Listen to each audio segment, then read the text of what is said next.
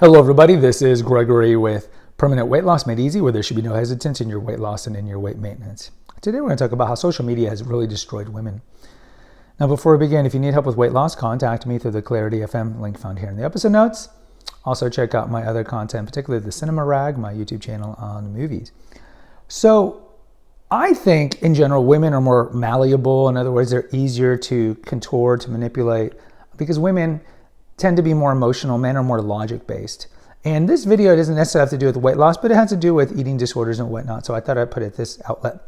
So I think social media has been the most pernicious toward women than men. Now I think screen addiction is a major problem in America, and this contributes to the obesity epidemic that we have now. But I think men and women are on different things. I think men, it's mostly gaming, porn, TV, movies. And with women, it's going to be social media, TV, social media, and social media. And social media has done a great disservice to women, because if you look at the studies, one after another, the more time people spend on social media, and this is mostly women, because men are really not spending a lot of time as a whole on Instagram and Pinterest and TikTok, maybe the younger guys, but like my generation, we're not on those things. But the more time they spend on it, higher rate of eating disorders, higher rate of body dysmorphia, higher rate of suicidal ideation. And now you see like there's a higher rate of transgender, or what we used to call gender dysphoria. And I just think with all the social media influencers out there, and also knowing these stats, you would think, well, somebody would be like, you know what? I don't want to be suicidal. I don't want to have body dysmorphia is when essentially when you look in the mirror and you see somebody that doesn't represent you. And normally it's like you're regular weighted, or someone maybe a little overweight, and the person you're looking at is much fatter. Normally it's not the other way around, where you actually think you look thinner when you look in the mirror. So being on social media leads to eating disorders and not liking yourself, right? Fear of missing out, all these things we don't spend a lot of time on. So you would think people would be like, I'm going to get off of this. But they invented these things, and you can see documentaries on it, how they intentionally made it addictive on purpose. So go tell a 16-year-old to get off of TikTok. Good luck. That's why you should never get them on TikTok. So social media is making women in particular have eating disorders and making them have binge eating disorders.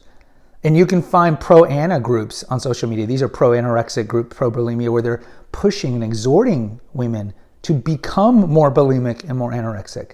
And that's horrible. What else do you find on social media that I think is bad for women's physiques? The masculization of their bodies. I can't tell you how many times I say at the gym, I go to the gym every day aside from Sundays. And I just see the proliferation of muscular women. And then I start thinking, I'm like, well, where did they get this idea that women should look more masculine?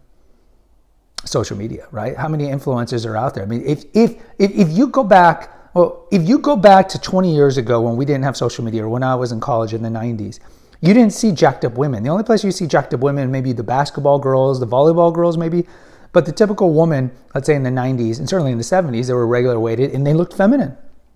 And in the 90s, by that point, the exercise fad was kicking in. You'd see women running, but you wouldn't see women lifting weights. And so what has really changed? Like what is the funnel, or what is the entry point that these women get these ideas that it's good to get traps like a man and be all muscular and have biceps and the big glutes and all these things? Well, it has to be from social media, because even if you watch movies, it's not really in movies. You don't see these type of women in movies, but you see it all on Instagram and all on TikTok and all these things. And so women, I think, are just more malleable. They're more fungible. They see these things impression on women, and then they think, well, this is good. I want to get in shape. No, getting in shape is being like athletically curvy. Like we always knew. Just be fit. Don't be overweight. Be healthy, but still look feminine.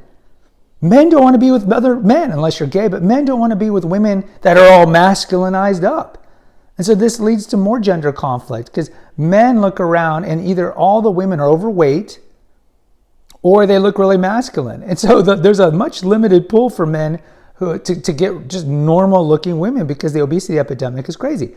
We talked about before, like in the 1960s, most of the women were skinny. And yeah, not all the women had beautiful faces. You would have like the Sarah Jessica Parker horse face kind of women, but at least they had nice physiques.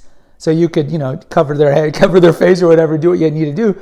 But now we live in a time where so many of the women are fat. And of course, so many the men are fat too. I just don't want to just throw this only on women. But since we're talking about social media is much more influential on women.